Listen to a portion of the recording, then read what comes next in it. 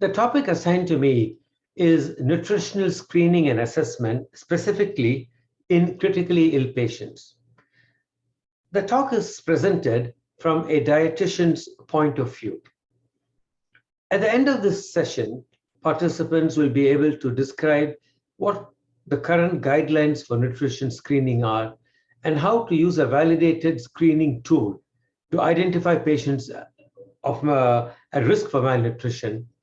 We'll talk a little bit about differentiating between screening and assessment and about the new global leadership initiative on malnutrition criteria and why scoring systems, specifically in critical care, are not always needed. I would like to emphasize on standardization of documenting malnutrition using the newer criteria and why lab tests are not needed to either identify or diagnose malnutrition. Protein loss and sarcopenia is a big problem in critical illness, and this is a focus where we need to identify and document sarcopenia. We'll talk about are high-tech equipment really needed, try to emphasize you that scoring and risk stratification is not needed, and what is a good nutritional assessment and consultation report specifically in the critical care unit, the crucial role for dietitians in critical care, and also mention a little bit about micronutrients and refeeding syndrome. Nutrition screening is something that should be quick, easy to obtain, easy to conduct, rapid and inexpensive. An assessment, on the other hand, is done by a qualified professional, requires some training because there's a lot of interpretive skills that are needed here.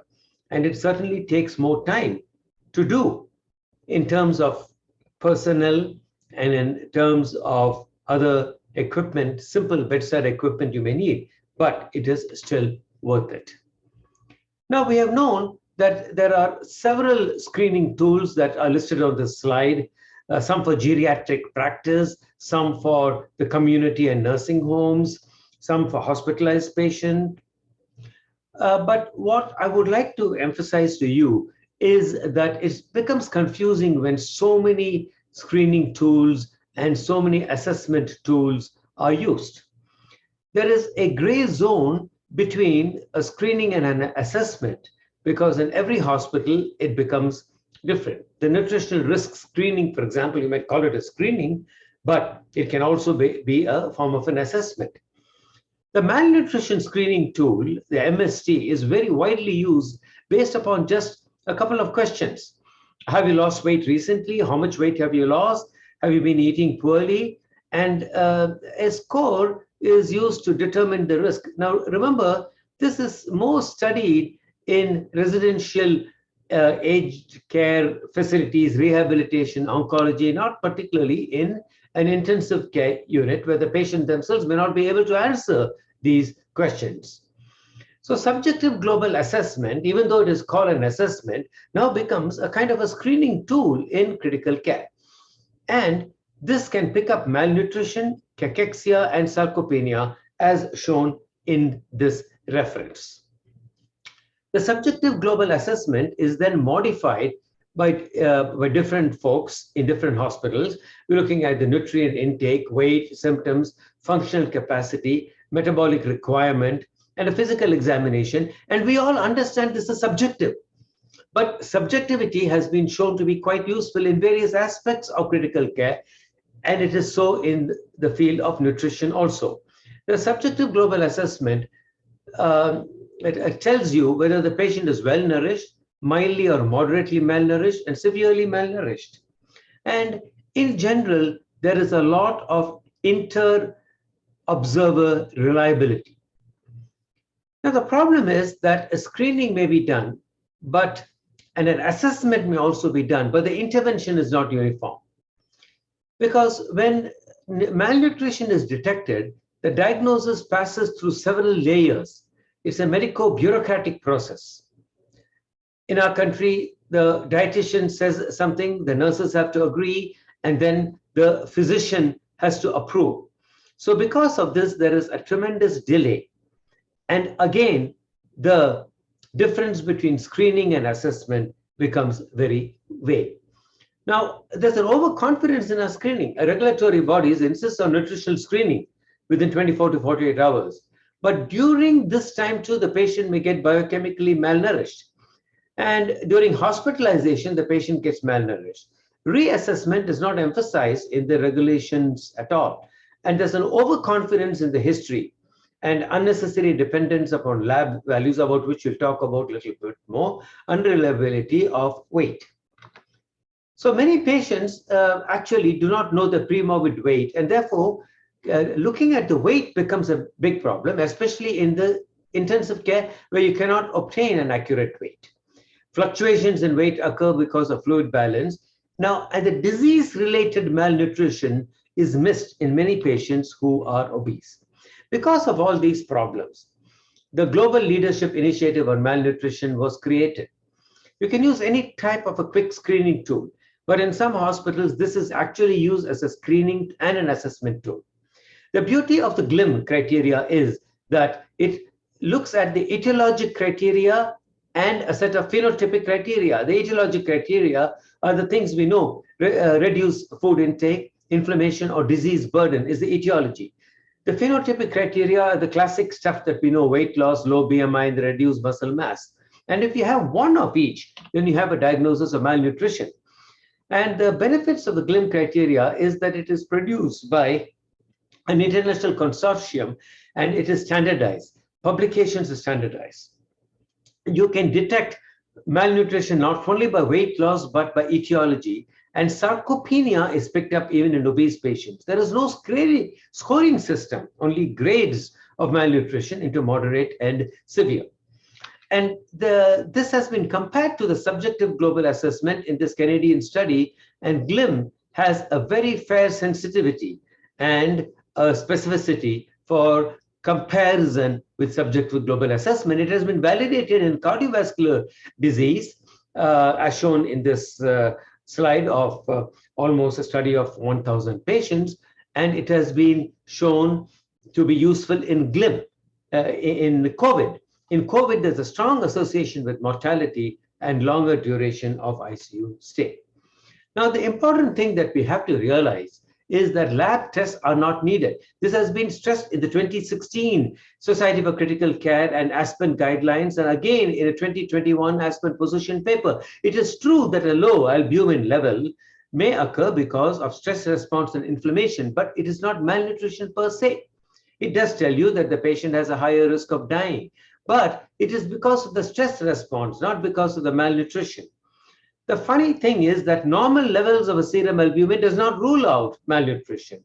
So it does not have a positive or a negative predictive value. If you do want to pick up inflammation, then there are other tests that can be done, like C-reactive protein and leukocytosis. And this paper by Evans very clearly shows that when you look at serum albumin and prealbumin, it is for picking up inflammation, not for diagnosing malnutrition. And you might miss a lot of malnutrition diagnosis. It is true that when the serum albumin is low, you start worrying about the patient. But then my take is that you should worry about all patients admitted to the ICU, irrelevant of the serum albumin levels. Does the serum albumin predict the preoperative risk? Even though folks may say yes, here is a slide to show that the surgical need is often driven by inflammation, and there is a hepatic reprioritization so that albumin is not produced. Therefore, albumin and prealbumin are invalid as biomarkers for malnutrition. So serum albumin and prealbumin also do not correlate with the nutrient delivery. In other words, you start giving the patient good nutrition support and albumin does not really improve. So why should we measure it in the first place? A very important component of anyone in the ICU is a history and physical examination. A physical examination is, of course, sometimes difficult to do when the patient is in the ICU or is isolated. But what has been mentioned in this paper entitled Capturing the Elusive Diagnosis of Malnutrition is that despite the current advances in technology and rapid lab testing, nothing can replace a nutrition-focused history and physical exam conducted by an experienced physician or a clinician. Now, the next part of my talk is that protein loss and sarcopenia is a big problem. It's a major component of malnutrition in elderly, post-op, in bed rest and critical care. We talk about sarcopenia, sarcopenic obesity, and myosteatosis, where the muscle becomes big, but actually it consists of too much fat. Diagnosis is not easy. Functional assessment with hand grip dynamometry is useful. We'll talk about it a little bit more. And ultrasound of the quadriceps muscle is something that has been popularized for this purpose. In the early stages of starvation, fat is broken down. But in the late stages of starvation, fat is not broken down and protein is broken down at an alarming rate. It is a muscle in the diaphragm, in every part of the body that keeps broken down in sepsis and trauma, resulting in less of fat being broken down, more of muscle being broken down, and the glucose that is obtained from muscle, about 14 kilocalories from about 6.25 grams of protein. If you look at it very carefully, the lean body mass in critical illness is an auto-cannibalism where close to 675 grams of protein is lost every day in a patient in the intensive care. And therefore, the update on protein requirements, about which you'll hear in the subsequent talk, is that because there is evidence and some studies that are ongoing, the 2022 guidelines have not changed from the 2016 guidelines. You need to give 1.2 to 2 grams of kilogram. And in the final decision for your assessment, protein intake, a high protein intake, sometimes going up to 2.5 grams per kilogram in obese patients is emphasized. Now, if you look at the calorie debt, again, about which you'll hear about in a subsequent talk, you'll find that if there is an increased calorie debt between the prescribed energy and the energy received from actual enteral feeding, you'll find that there's an increased longer ICU stay, increased days of mechanical ventilation, and increased complications, and mortality goes up. And therefore, the update on energy requirement in critical illness is that hypermetabolism is uncommon even in trauma. And therefore, what we need to do is we have to give 12 calories per kilogram to begin with. Do not use predictive formulas, and indirect calorimetry is not practical or cost effective, especially in Asian countries. There's a problem with scoring systems in critical care because predictive scores are of little assistance to the management of individual patients. And they're useful in clinical trials, we perfectly agree. They are used to assess ICU performance. But the scoring systems, such as the SOFA and the Apache scores, are used for different reasons. We are talking also about the scoring system specifically in relation to nutrition.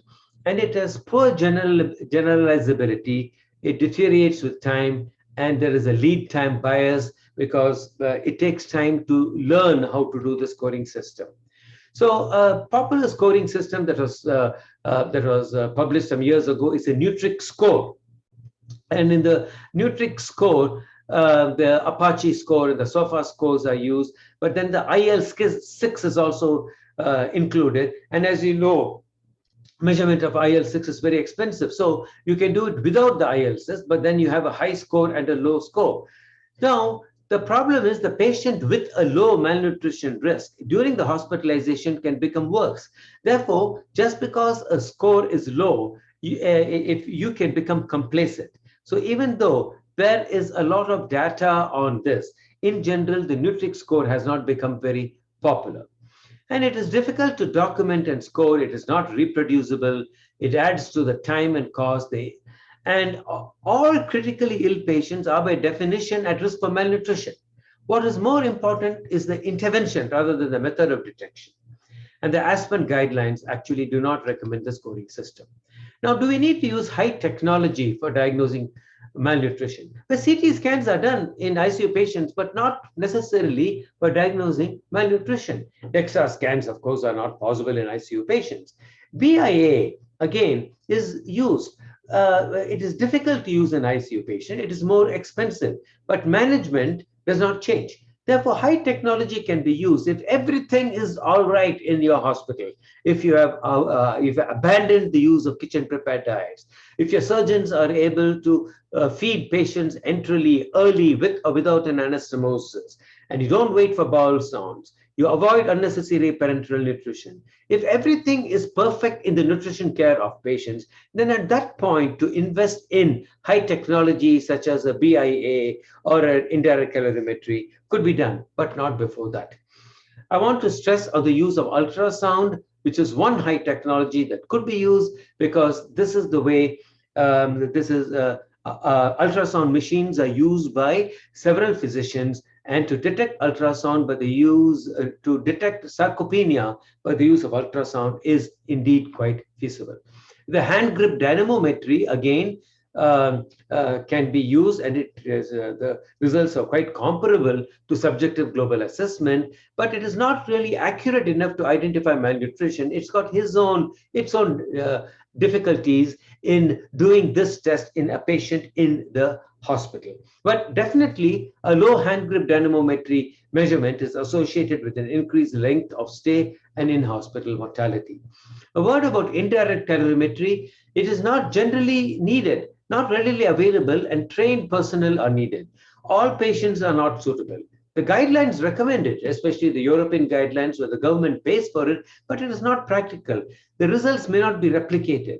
Again, the same thing over here. Intervention is more important. If you adjust the calories properly, starting low and gradually increasing, it does not affect the outcomes if the protein intake is high. And here is a fantastic paper by Dr. McLeod that clearly shows that indirect calorimetry is not needed. In many hospitals in US, it is not even being used. Now we come to a detailed assessment after the dietitian has performed a good screening and assessment. It includes the type of malnutrition diagnosis, whether it is mild or severe, and whether the sarcopenia. There's a whole bunch of malnutrition diagnoses that can be used. What are the current issues? What are the past history? What are the medications, the drug-nutrient interactions?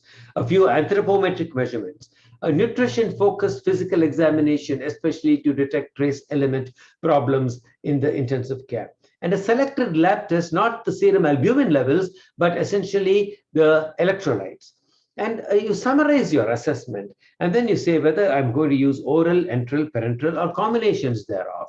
And it is only if the gastrointestinal tract is totally non-functional, or there is contraindications to using enteral feeding, such as a total bowel obstruction, only then should parenteral nutrition be used. A part of the assessment in the house and screening in the ICU is also you must avoid refeeding syndrome, because you must be aware of the syndrome. You recognize the patient at risk, you start correcting the electrolytes, and you don't have to wait for complete normalization. So refeeding syndrome is avoided by making sure that sodium, potassium, and phosphorus levels are normal. Thiamine deficiency has now been recognized to be a major component of refeeding syndrome. Likewise, you should avoid micronutrient deficiencies, because micronutrients, if they are not provided in the first few days of progression with enteral feeding, it is recommended that you give the micronutrients either IV or PO. And thiamine is recommended in the first 3 days of all intensive care unit patients. The dietitian's role now is not only to calculate the calories or the proteins, but to support muscle strength.